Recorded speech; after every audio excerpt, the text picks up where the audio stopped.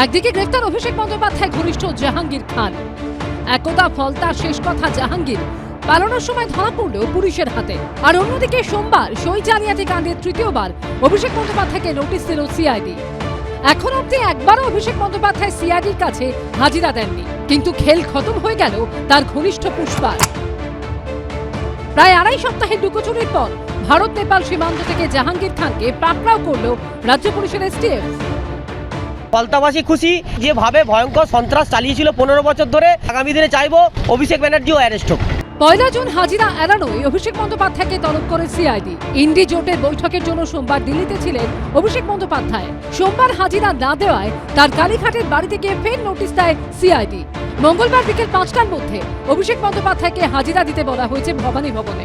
প্রথম নোটিশে হাজিরা দেননি অভিষেক বন্দ্যোপাধ্যায়, দ্বিতীয় নোটিশে হাজিরা দেননি অভিষেক বন্দ্যোপাধ্যায়, তৃতীয় নোটিশ সিআইডির তরফ থেকে সার্ভ করা হলো। এবং এই যে নোটিশ দেওয়া হলো, সেই নোটিশ যখন দেওয়া হয়েছে সেটি একটি কপি তারা রিসিভ করে নিয়েছেন এবং একটি কপি অভিষেক বন্দ্যোপাধ্যায়ের জন্য তিনি তার বাড়িতে কিন্তু তারা দিয়ে দিয়েছেন। এখন দেখার বিষয় এই সই কাণ্ডে অভিষেক বন্দ্যোপাধ্যায়ের তৃতীয় যে নোটিশ, সেই নোটিশে সাড়া দিয়ে তিনি উপস্থিত থাকেন কিনা। এদিকে সোমবারই রাজ্য পুলিশের এসটিএফ গ্রেফতার করেছে অভিষেক বন্দ্যোপাধ্যায়ের ঘনিষ্ঠ তৃণমূল নেতা জাহাঙ্গীর খানকে। ক্রাউন প্রিন্সকে 1,68,000 ভোট পাইয়ে দিয়েছে।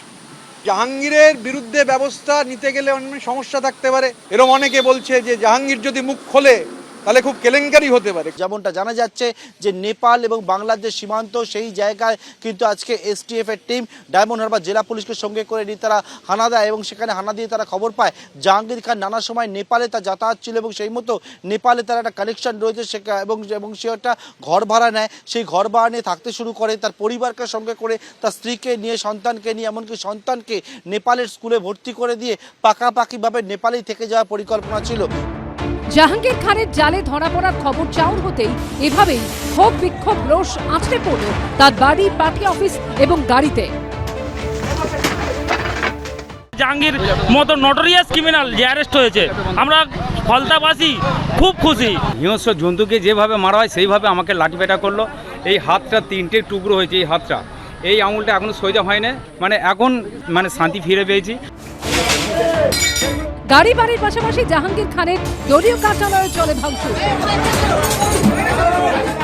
ফলতার স্বঘোষিত পুষ্পা জাহাঙ্গীর খান গ্রেপ্তার হওয়ার পর তার যে শ্রীরামপুরের যে পার্টি অফিস, মূল পার্টি অফিস, যেখান থেকে বসে ফলতার মানুষের অভিযোগ যে 15 বছর ধরে অত্যাচার চালিয়েছেন, সেই পার্টি অফিস কার্যত জনরোষ আছড়ে পড়ল। জাহাঙ্গীরের পার্টি অফিস থেকে টেনে বের করা হয় ত্রাণের প্রচুর জিনিস।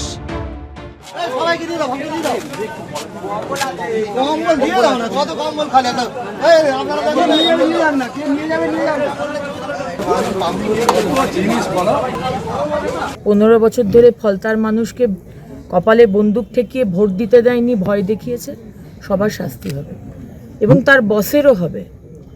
শুধু পুষ্পার নয়, পুষ্পার যে বস আছে তারও শাস্তি হবে। অপেক্ষা করুন।